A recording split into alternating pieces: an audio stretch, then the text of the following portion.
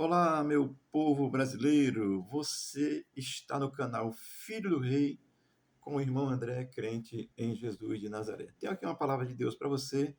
Hoje é 7 de agosto de 2026, sexta-feira. Tem uma palavra de encorajamento, uma palavra de fé, uma palavra de esperança para você. Amém? Livro de Lucas, capítulo 22, versículo 27 e 28, diz assim a palavra de Deus. Pois qual é o maior? Quem está à mesa ou quem serve? Porventura não é quem está à mesa? Pois no meio de vós eu sou como quem serve.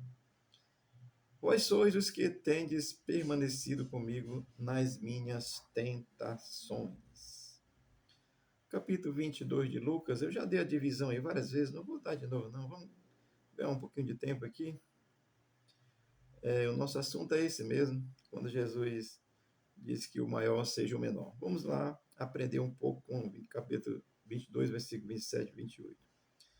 O versículo 27 é isso que eu já li para você. Pois qual é o maior? Quem está à mesa ou quem serve?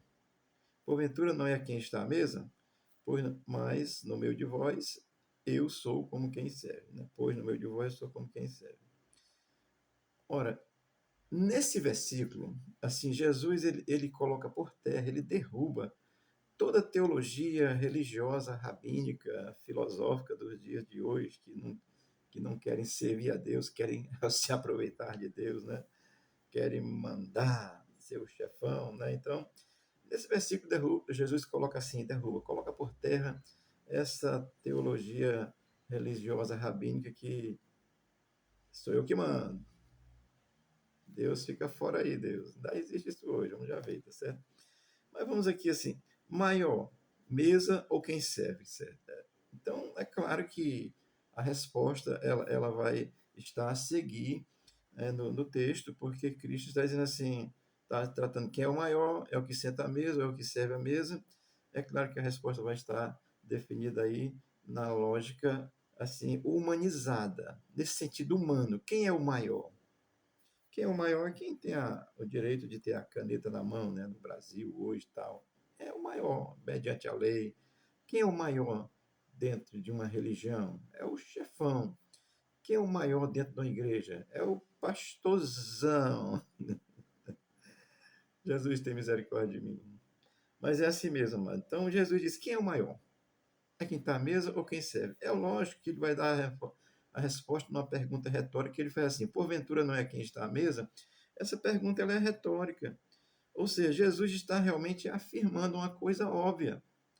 Quem está à mesa é quem é o maior, no sentido religioso, no sentido humano, no sentido de reinado, no sentido de presidência, no sentido de estar aí, estar sentado no trono que manda. Esse é o maior, é a lógica.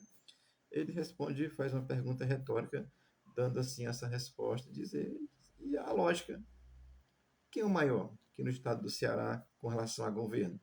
É o nosso governo que está aí, que é o Deus é humano, é humano de Freitas, está certo? É o maior no sentido de ser governo. É isso que Jesus está dizendo isso.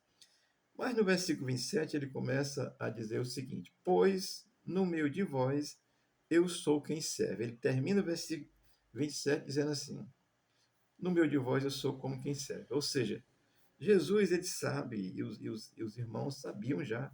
Jesus é o Senhor, Jesus é Deus, Jesus é Salvador, Jesus é Rei, Jesus é o Deus Todo-Poderoso, Criador dos céus e da terra, porque no princípio ele estava lá, quando diz que no princípio criou Deus os céus e a terra, e o Espírito de Deus pairava sobre a face do abismo, e disse Deus, haja luz. Esse haja é a verbalização, é a palavra, é o verbo da vida que João descreve no capítulo 1 do Evangelho de João. Então, estava lá o Pai, o Espírito e Cristo, ele é Deus, tá certo?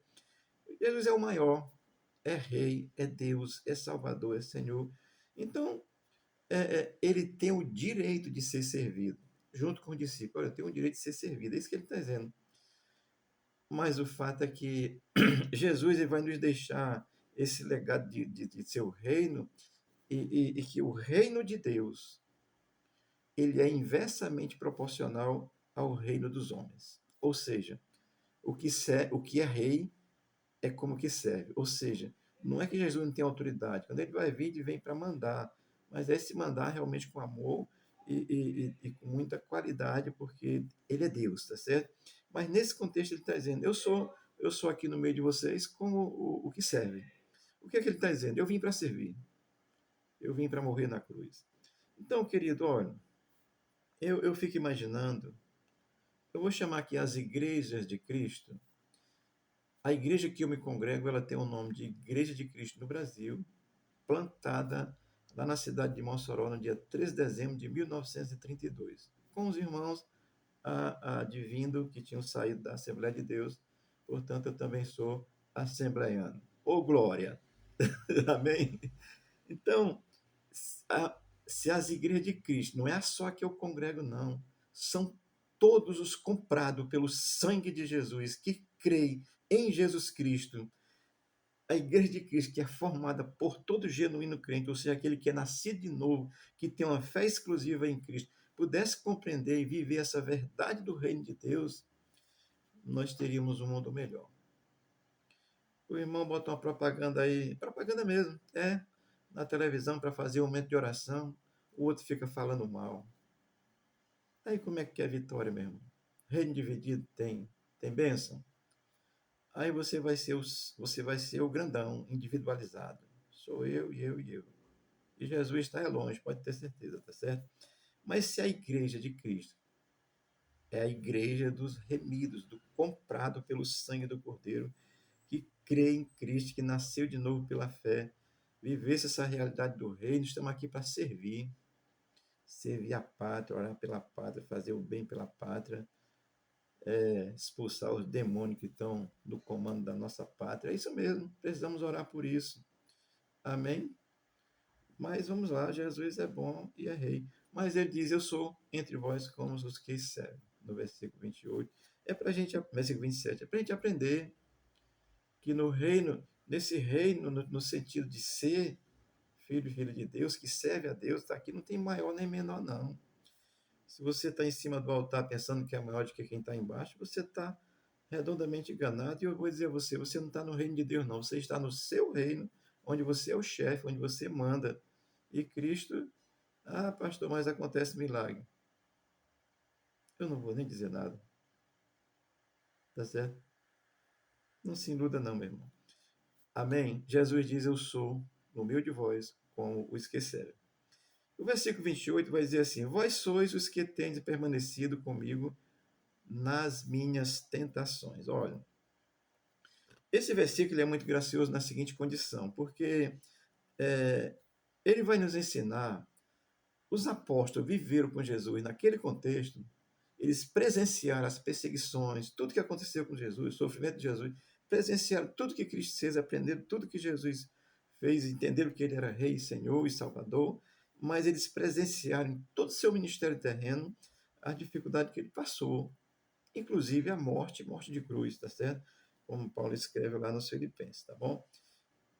E também nós, os discípulos de Cristo, hoje, e até a vinda de Cristo, os que continuarem crendo e tendo essa fé exclusiva em Jesus, somos testemunhas do sofrimento de Jesus até a sua volta, dizendo aquilo que Jesus fez na cruz, apanhar, sofrer, morrer, ser envergonhado, vituperado, que é a mesma coisa, e sofrer e morrer na cruz, eu e você, que é um genuíno crente, assim como os apóstolos que viveram com Cristo e presenciaram o sofrimento de Cristo, nós somos os discípulos de Cristo, que somos testemunhas de Cristo até a sua volta, ou até o dia em que cada um de nós morrer individualmente, ou o dia em que o Senhor voltar e chamar todo mundo coletivamente.